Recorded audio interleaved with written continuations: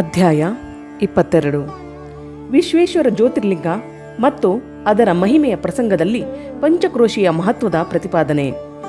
ಸೂತ ಪುರಾಣಿಕರು ಹೇಳುತ್ತಾರೆ, ಮುನಿವರ್ಯರೇ, ಇನ್ನು ನಾನು ಮಹಾಪಾತಕಗಳನ್ನು ನಾಶ ಮಾಡುವ ಕಾಶಿಯ ವಿಶ್ವೇಶ್ವರ ಎಂಬ ಜ್ಯೋತಿರ್ಲಿಂಗದ ಮಹಾತ್ಮ್ಯವನ್ನು ತಿಳಿಸುವೆನು, ಕೇಳಿರಿ. ಈ ಭೂತಳದಲ್ಲಿ ಕಣ್ಣಿಗೆ ಕಾಣುವ ಎಲ್ಲ ವಸ್ತುವು ಸಚ್ಚಿದಾನಂದ ಸ್ವರೂಪ, ನಿರ್ವಿಕಾರ ಮತ್ತು ಸನಾತನ ಬ್ರಹ್ಮ ಸ್ವರೂಪವಾಗಿದೆ. ತನ್ನ ಕೈವಲ್ಯ ಅಂದರೆ ಅದ್ವೈತ ಭಾವದಲ್ಲೇ ರಮಿಸುವ ಆ ಅದ್ವಿತೀಯ ಪರಮಾತ್ಮನಲ್ಲಿ ಎಂದೋ ಒಂದರಿಂದ ಎರಡಾಗುವ ಇಚ್ಛೆ ಜಾಗೃತವಾಯಿತು. ಮತ್ತೆ ಅದೇ ಪರಮಾತ್ಮನು ಸಗುಣ ರೂಪದಲ್ಲಿ ಪ್ರಕಟನಾಗಿ ಶಿವನೆಂದು ಎನಿಸಿದನು. ಆ ಶಿವನೇ ಪುರುಷ ಮತ್ತು ಸ್ತ್ರೀ ಎರಡು ರೂಪಗಳಲ್ಲಿ ಪ್ರಕಟನಾದನು. ಅದರಲ್ಲಿರುವ ಪುರುಷನ ಹೆಸರು ಶಿವನೆಂದಾಯಿತು ಮತ್ತು ಸ್ತ್ರೀಯನ್ನು ಶಕ್ತಿ ಎಂದು ಹೇಳುತ್ತಾರೆ. ಆ ಚಿದಾನಂದ ಸ್ವರೂಪ ಶಿವ ಮತ್ತು ಶಕ್ತಿಯು ಸ್ವಯಂ ಅದೃಷ್ಟರಾಗಿದ್ದು ಸ್ವಭಾವದಿಂದಲೇ ಎರಡು ಚೇತನಗಳು ಅಂದರೆ ಪ್ರಕೃತಿ ಮತ್ತು ಪುರುಷರ ಸೃಷ್ಟಿಯಾಯಿತು.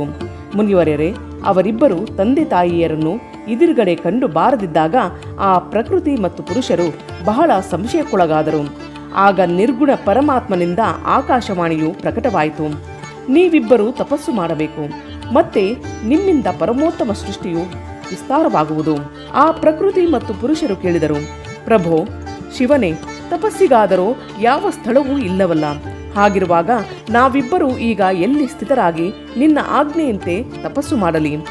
ಆಗ ನಿರ್ಗುಣ ಶಿವನು ತೇಜದ ಸಾರಭೂತ 5 ಗಾವುದ ಉದ್ದ ಅಗಲ ಶುಭ ಹಾಗೂ ಸುಂದರ ನಗರವನ್ನು ನಿರ್ಮಿಸಿದನು.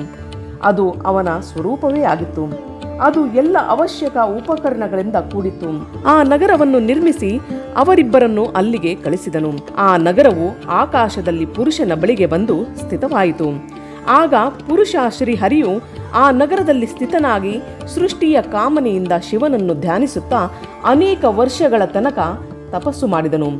ಆಗ ಪರಿಶ್ರಮದ ಕಾರಣದಿಂದ ಅವನ ಶರೀರದಿಂದ ಅನೇಕ ಶ್ವೇತ ಧಾರೆಗಳು ಪ್ರಕಟವಾದವು. ಅದರಿಂದ ಇಡೀ ಶೂನ್ಯ ಆಕಾಶವು ವ್ಯಾಪ್ತವಾಯಿತು. ಅಲ್ಲೇ ಬೇರೆ ಏನೂ ಕಾಣುತ್ತಿರಲಿಲ್ಲ.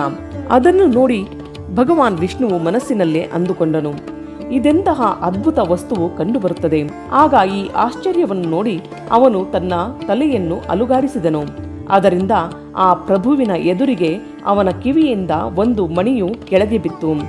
ಆ ಮಣಿಯು ಬಿದ್ದ ಸ್ಥಾನವು ಮಣಿಕರ್ಣಿಕಾ ಎಂಬ ಮಹಾತೀರ್ಥವು ಉಂಟಾಯಿತು. ಹಿಂದಿನ ಜಲರಾಶಿಯಿಂದ ಆ ಪಂಚಕ್ರೋಶಿಯು ಮುಳುಗಿ ಹರಿದುಕೊಂಡು ಹೋಗಲು ತೊಡಗಿದಾಗ ನಿರ್ಗುಣ ಶಿವನು ಶೀಘ್ರವಾಗಿ ಅದನ್ನು ತನ್ನ ತ್ರಿಶೂಲದಿಂದ ಧರಿಸಿಬಿಟ್ಟನು. ಮತ್ತೆ ವಿಷ್ಣು ತನ್ನ ಪತ್ನಿ ಪ್ರಕೃತಿಯೊಂದಿಗೆ ಅಲ್ಲೇ ಮಲಗಿದನು. ಆಗ ಅವನ ನಾಭಿಯಿಂದ ಒಂದು ಕಮಲವು ಪ್ರಕಟವಾಯಿತು ಮತ್ತು ಆ ಕಮಲದಿಂದ ಬ್ರಹ್ಮನ ಉತ್ಪತ್ತಿಯಾಯಿತು.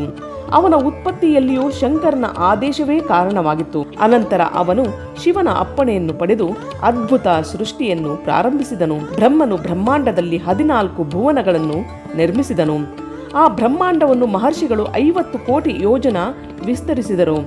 ಈ ಬ್ರಹ್ಮಾಂಡದ ಒಳಗೆ ಕರ್ಮಪಾಶದಿಂದ ಬಂಧಿತರಾದ ಪ್ರಾಣಿಗಳು ನನ್ನನ್ನು ಹೇಗೆ ಪಡೆದುಕೊಳ್ಳಬಲ್ಲರು ಎಂದು ಭಗವಾನ್ ಶಿವನು ಯೋಚಿಸಿ ಮುಕ್ತಿದಾಯಿನಿ ಪಂಚಕ್ರೋಶಿಯನ್ನು ಈ ಜಗತ್ತಿನಲ್ಲಿ ಬಿಟ್ಟುಬಿಟ್ಟನು. ಈ ಪಂಚಕ್ರೋಶಿ ಕಾಶಿಯು ಲೋಕದಲ್ಲಿ ಕಲ್ಯಾಣದಾಯಿನಿ, ಕರ್ಮ ಬಂಧನ ನಾಶ ಮಾಡುವಂತಹ ಜ್ಞಾನದಾತ್ರಿ ಹಾಗೂ ಮೋಕ್ಷವನ್ನು ಪ್ರಕಾಶಿತಗೊಳಿಸುವುದೆಂದು ತಿಳಿಯಲಾಗಿದೆ. ಆದ್ದರಿಂದ ನನಗೆ ಪರಮ ಪ್ರಿಯವಾಗಿದೆ. ಇಲ್ಲಿ ಸಾಕ್ಷಾತ್ ಪರಮಾತ್ಮನು ಅವಿಮುಕ್ತ ಲಿಂಗವನ್ನು ಸ್ಥಾಪಿಸಿರುವನು. ಆದ್ದರಿಂದ ನನ್ನ ಅಂಶಭೂತ ಹರಿಯೇ, ನೀನು ಎಂದೂ ಈ ಕ್ಷೇತ್ರವನ್ನು ತ್ಯಜಿಸಬಾರದು. ಹೀಗೆ ಹೇಳಿ ಭಗವಾನ್ ಹರನು ಕಾಶಿಪುರಿಯನ್ನು ಸ್ವತಃ ತನ್ನ ತ್ರಿಶೂಲದಿಂದ ಇಳಿಸಿ ಮತ್ತೆ ಲೋಕದ ಜಗತ್ತಿನಲ್ಲಿ ಇರಿಸಿದನು. ಬ್ರಹ್ಮದೇವರ ಒಂದು ದಿನ ಪೂರ್ಣವಾಗುತ್ತಲೇ ಇಡೀ ಜಗತ್ತು ಪ್ರಳಯವಾದಾಗಲೂ ನಿಶ್ಚಯವಾಗಿ ಈ ಕಾಶಿಪುರಿಯು ನಾಶವಾಗುವುದಿಲ್ಲ. ಆಗ ಭಗವಾನ್ ಶಿವನು ಇದನ್ನು ತ್ರಿಶೂಲದ ಮೇಲೆ ಧರಿಸಿಕೊಳ್ಳುವನು. ಮತ್ತೆ ಬ್ರಹ್ಮನು ಪುನಃ ಸೃಷ್ಟಿಯು ಮಾಡಿದಾಗ ಇದನ್ನು ಪುನಃ ಅವನು ಭೂತಳದಲ್ಲಿ ಸ್ಥಾಪಿಸುವನು. ಕರ್ಮಗಳನ್ನು ಕರ್ಷಣ ಮಾಡುವುದರಿಂದಲೇ ಈ ಪುರಿಯನ್ನು ಕಾಶಿ ಎಂದು ಹೇಳುತ್ತಾರೆ. ಕಾಶಿಯಲ್ಲಿ ಅವಿಮುಕ್ತೇಶ್ವರ ಲಿಂಗವು ಸದಾ ವಿರಾಜಿಸುತ್ತಿರುವುದು. ಅದು ಮಹಾಪಾತಕಿಗಳನ್ನು ಕೂಡ ಮೋಕ್ಷವನ್ನು ಕೊಡುವುದಾಗಿದೆ.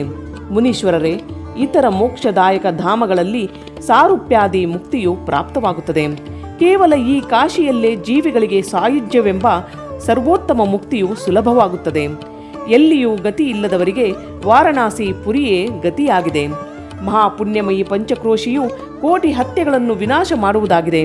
ಇಲ್ಲಿ ಸಮಸ್ತ ಅಮರರು ಕೂಡ ಮರಣವನ್ನು ಇಚ್ಛಿಸುತ್ತಾರೆ. ಹಾಗಿರುವಾಗ ಇತರರ ಮಾತಾದರೂ ಏನು? ಶಂಕರನ ಪ್ರಿಯ ಈ ನಗರಿ ಕಾಶಿಯು ಸದಾ ಭೋಗ ಮತ್ತು ಮೋಕ್ಷವನ್ನು ಕರುಣಿಸುವಂತಹದಾಗಿದೆ. ಕೈಲಾಸಪತಿಯು ಒಳಗಿನಿಂದ ಸತ್ವಗುಣಿ ಮತ್ತು ಹೊರಗಿನಿಂದ ತಮೋಗುಣಿ ಎಂದು ಹೇಳಲಾಗಿದೆ.